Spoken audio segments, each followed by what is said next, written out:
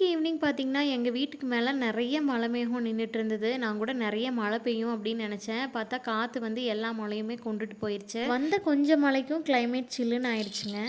இப்பல்லாம் பார்த்தீங்கன்னா, லியாஷ் குட்டிய இந்த மாதிரி சப்போர்ட்டோட கொஞ்சம் உட்கார வைக்கிறேங்க. இப்ப பார்த்தீங்கன்னா, லியாஷ் குட்டிக்கு 7 மந்த்ஸ் கம்ப்ளீட் ஆயிடுச்சுங்க. இப்ப கொஞ்சம் உட்கார ட்ரை பண்றான். அதனால ஃபீடிங் பில்லோட சப்போர்ட்னால உட்கார வைக்கிறேன். அழுதானா உடனே எடுத்துருவேங்க. ஃபீடிங் பில்லோவுமே இல்லைன்னா மல்லாக்க விழுந்துடுறாங்க. அதனாலேயே எப்போ உட்கார வச்சாலும் அந்த ஃபீடிங் பில்லோ சப்போர்ட்னால தான் உட்கார வைக்கிறேன்.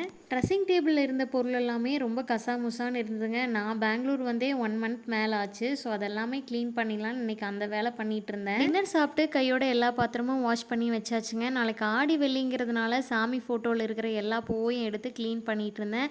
கையோட வீடுமே மாப் போட்டு விட்டுட்டேங்க. என்னதான் இந்த மாதிரி டாய்ஸ் எல்லாம் அரேஞ்ச் பண்ணி வச்சாலும் அவங்களுக்கு இதெல்லாம் சுத்தமாகவே பிடிக்கிறது இல்லைங்க. எங்கள் லியாஷ் குட்டிக்குமே பார்த்தீங்கன்னா இது எதுவுமே பிடிக்காது. அவனுக்கு பிடிச்சது என்னமோ இந்த மாதிரி வாட்டர் பாட்டில், அட்டைப்பெட்டி, கூடவே நான் கிச்சனில் யூஸ் பண்ணுற பாத்திரங்கள் இதெல்லாம் தாங்க பிடிச்சிருக்கு. உங்கள் வீட்டு குட்டீஸும் இப்படி தானான்னு கண்டிப்பாக கமெண்ட் பண்ணுங்கள். கையோட என்னோட சேனலை சப்ஸ்கிரைப் பண்ணிவிடுங்க. நன்றி.